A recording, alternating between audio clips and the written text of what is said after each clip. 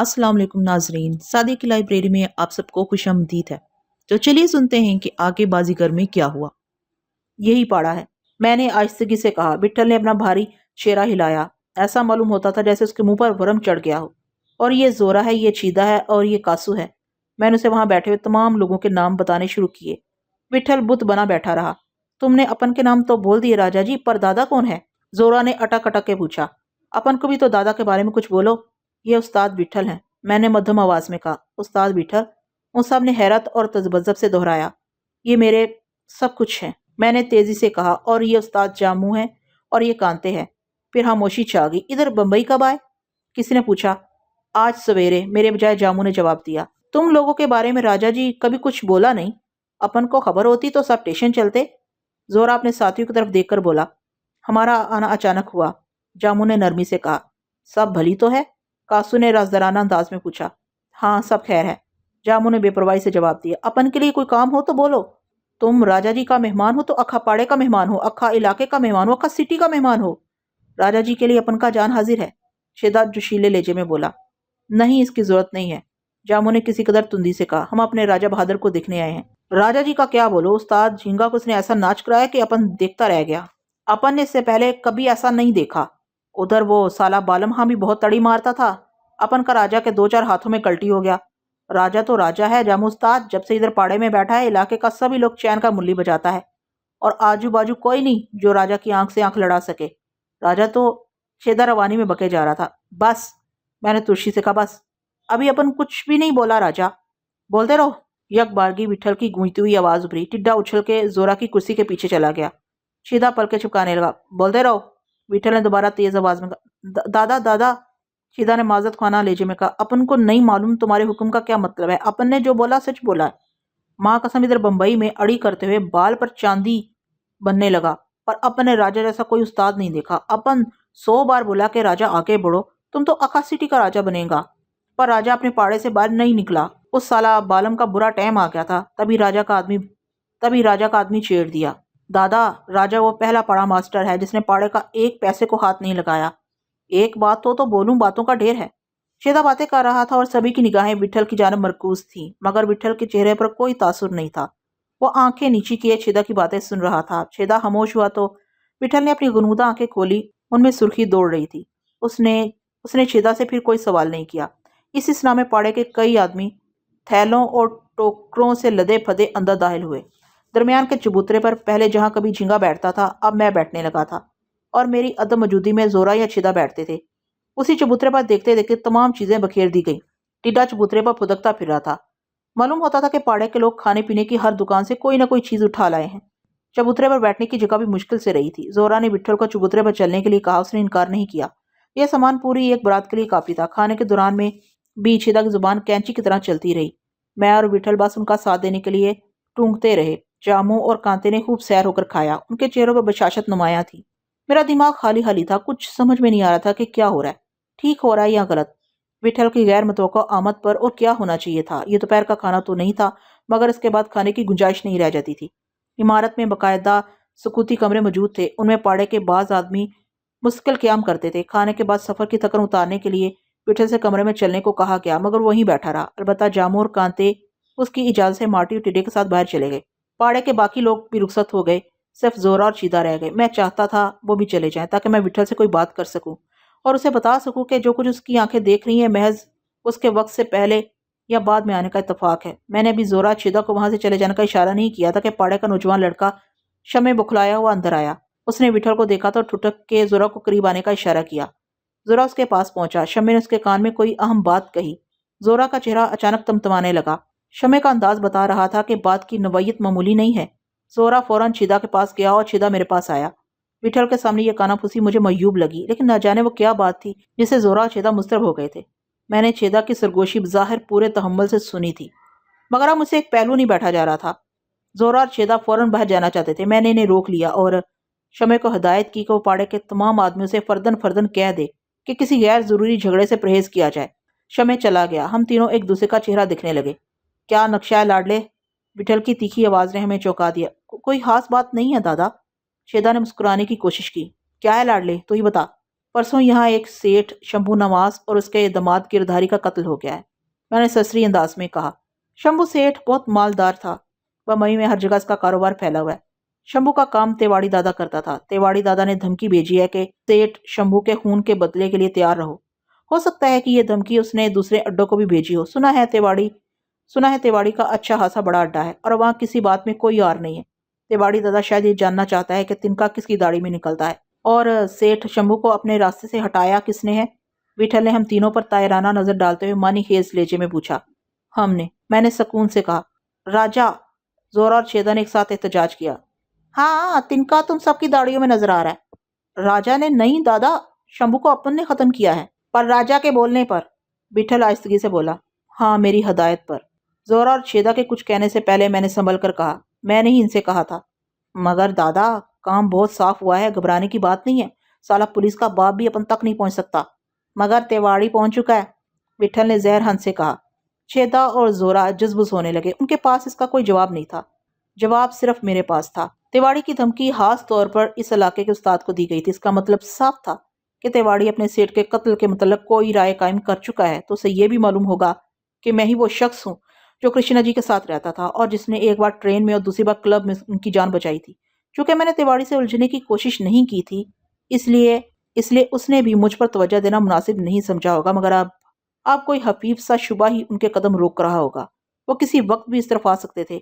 जब उनका शुबा यकीन में बदल जाएगा, या इलाके पर पुलिस का दबाव कम पड़ जाएगा, या फिर वो कोई और सूरत इख्तियार कर सकते हैं। तुम पहले जाके सेठ नूर भाई से कहो कि इलाके के गिरफ्तार शुदा आदमियों को अपनी जमानत पर रिहा कराने का इंतजाम करे।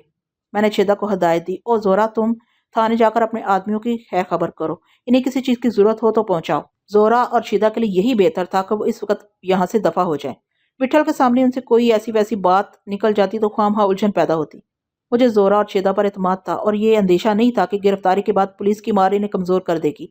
इसलिए पाड़े के बहुत से आदमियों में से मैंने इन्हें मुंतखब, लेकिन उनके दिमागों पर ज्यादा जोर नहीं पड़ना चाहिए था। ये ताकीद मुझे विठल ही ने की थी।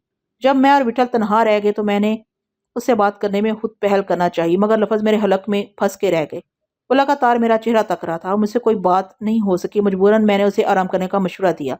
विठल का चेहरा खिंच गया और वो उंगलियां मरोड़ने लगा। लाडली, ये सब क्या है? वो उबलती हुई आवाज में बोला। जो तुम देख रहे हो। मेरी आवाज बहकने लगी। मगर ये मैं क्या देख रहा हूँ? वह जानी लहजे में बोला। लाडले, मेरी जान, ये मैं देखना नहीं चाहता था। मैं खुद भी नहीं चाहता था।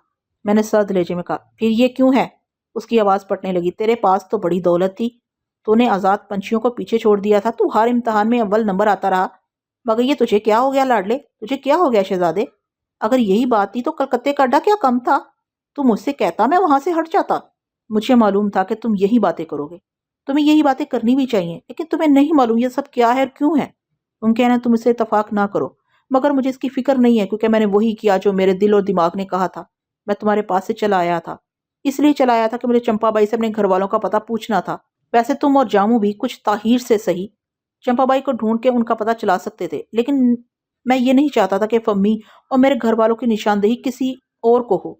मुझे अंदेशा था कि चंपाबाई मिलेगी तो न जाने क्या क्या बातें खुलेंगी। जामू और कब्बन खान दूसरे लोग इसे न जाने किस किस तरह और क्या क्या गुलवाते। फम्मी के पैरों में घुंघरू देखने से पहले घर वालों से मेरा कोई वास्ता नहीं था और न मैं इनसे दोबारा कोई राब्ता पैदा करना चाहता था। मेरी आवाज भरा गई। विठल की आंखें चौड़ी हो गई थी। उसने मेरा हाथ जोर से दबा रखा था। मुतसर यह कि मैं चंपाबाई को ढूंढता हुआ आगरे पहुंच गया। चंपाबाई ने बताया कि उसने फम्मी को बंबई से हासिल किया था। मैं उसे जबरन अपने साथ बंबई ले आया और मैंने ट्रेन में कृष्णा जी के मिलने, बंबई में अब्बाजान की तलाश में नाकामी, चंपा की वापसी की सारी रुद्दात तफसील से उसे सुना दी। फिर तू वापस क्यों नहीं आ गया? वो बेचानी से बोला। फिर मैंने सोचा कि अब कहाँ जाऊंगा। जहां जाऊंगा लोगों को परेशान करूंगा। अभी तो नहीं मिली थी कि अब्बाजान भी लापता हो गए। मेरा जी किसी जगह नहीं लगता था। मैं इसी शहर में पड़ा रहा। एक दिन अचानक जुहू के साहल पर कृष्णा जी ने मुझे पहचान लिया। वो मुझे अपने साथ घर ले गए और मुझे मुसलसल नादन करते रहे। उन्होंने मेरे कपड़े बनवाए, मुझे बड़े लोगों के क्लब में ले गए। वो मेरा बहुत ख्याल रखते थे, बिल्कुल अपना भाई, अपनी औलाद समझते थे। मैंने कई बार इरादा किया कि वहां से भाग जाऊं, लेकिन हर बार कृष्णा जी के ख्याल ने कदम रोक लिए। मैंने इन्हें अपने बारे में कुछ नहीं बताया था। उन्होंने पूछने की कोशिश की, मगर नाकामी हुई तो उन्होंने ये जिक्र ही छोड़ दिया। अभी मुझे वहां रहते हुए चंद ही दिन हुए थे कि कृष्णा जी कुछ परेशान परेशान नजर आने लगे। मैं एक दिन उनसे कहे बगैर घर से निकल गया और बाइकला के इलाके में पहुंच गया। मैंने मस्ताना का सारा वाकया, छापे, गिरफ्तारियां, लड़की की वापसी, अखबारात के तस्करे, कृष्णा जी की शोहरत और शहर में उनके चर्चों का हाल उसे सुनाया।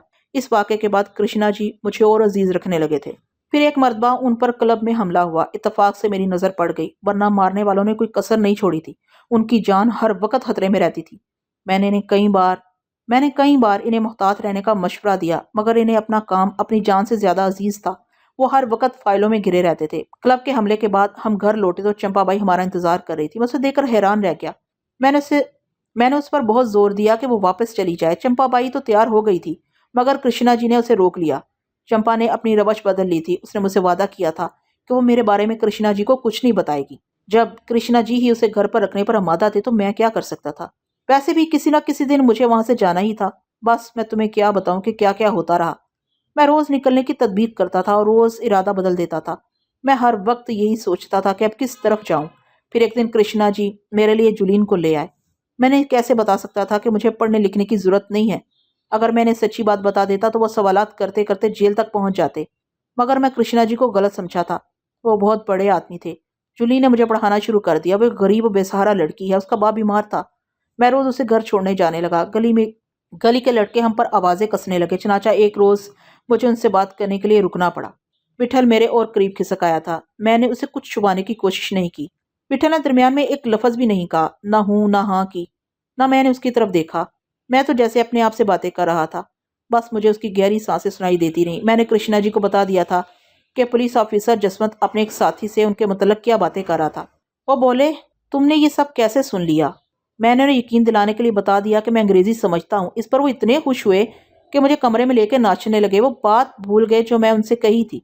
मैंने दोबारा उनकी तवज्जो जसवंत की तरफ मबजूल कराने की कोशिश की। उन्होंने मुझसे वादा किया कि वो अपना काम जल्द से जल्द निपटा के यहाँ से अपने घर मद्रास चले जाएंगे। मगर दूसरे ही दिन वो सड़क पर तड़पते हुए पाए गए। उसके बाद वो घर वापस नहीं आए। मैंने अपने कानों से सुना था कि वो कौन लोग हैं जो कृष्णा जी को इसलिए पसंद नहीं करते कि कृष्णा जी एक फर्ज शनास दयानतदार पुलिस ऑफिसर हैं। इन्हें बचाने की हर कोशिश नाकाम हो गई। मैंने बहुत दुआ की, ए खुदा उनकी बजाय मेरी जान ले ले। मैंने अपने आप से अहद किया था कि जिन लोगों ने कृष्णा जी को मारा है उनसे मैं जरूर समझूंगा। मैंने कृष्णा जी का पट्टियों में लिपटा हुआ जिस्म देखा था। उनकी आवाज मरते वक्त उनकी आवाज मैंने सुनी थी। मेरा सीना फटने लगा। मैं बिलक बिलक के रोने लगा। विठल ने मुझे गले लगा लिया। मुझे और रोना आ गया। लाडले लाडले अरे लाडले, वो मुझे तसल्ली दे रहा था, मगर खुद उसकी आवाज झंझनाने लगी थी। कृष्णा जी चले गए। मैंने अपना मुंह छुपा लिया। लाडले लाडले जानी, उसने मेरे हाथ पकड़ लिया, अपने दामन से मेरा चेहरा खुशक करने लगा। लाडले जाना सभी के बादशाह सिकंदर भी चला गया, रुस्तम पहलवान भी मर गया, उसका बेटा सोहराब भी हक हो गया, बड़ा बड़ा बादशाह मर गया, बड़ा बड़ा फन्ने हाँ मर गया। तू भी एक दिन मर जाएगा, मैं तुझसे पहले चला जाऊंगा। कुछ आंसू और लोगों के लिए भी रोक रखो। आदमी को तमाम आंसू एक ही टाइम बर्बाद नहीं करने चाहिए, इनकी बार बार जरूरत पड़ती है। मगर कृष्णा जी बहुत अच्छे आदमी थे विठल भाई। पीर पैगंबर उठ गए। लाडले ये तो दुनिया है प्यारे जानी। वो बहुत अच्छे थे, तुमने इन्हें नहीं देखा, मैंने चीख कर कहा। मैंने तेरी आंखों में उसे देख लिया है, मुझे यकीन है लाडले वो बहुत अच्छा आदमी होगा। तेरी आंखें धोखा नहीं खा सकती। मेरी आंखें धोखा खा गई। मैंने इन्हें नहीं पहचाना, मैंने हजियानी अंदाज में कहा। मैं उनसे अपने आप को छुपाता रहा। वो सब कुछ जानते थे। चंपा ने वादा खिलाफी की थी और इन्हें सब कुछ बता दिया था। वो चुपके चुपके अब्बाजान को तलाश करते रहे, मुझे हवा भी नहीं लगने दी। चलते वक्त उन्होंने मुझे बताया, उन्होंने मुझे लाडले के नाम से पुकारा था। कहा था, लाडले मुझे अफसोस है। आगे आगे बात कर लाडले, विठल इस तरारी लेजिम बोला। आगे फिर क्या था? जिसे जाना था वो चला गया, सारा घर उजड़ गया। उनकी एक माँ थी, उसने अर्थी से सर टिकाया तो फिर उठाया नहीं। दोनों को एक साथ जला दिया गया। शुरू शुरू में बड़ा चर्चा रहा, अखबार भी लिखते रहे, जलसे होते रहे, मुजाहरे भी हुए, मगर इसके बाद खामोशी छा गई। एसपी शुक्ला कृष्णा जी की बहुत इज्जत करता था।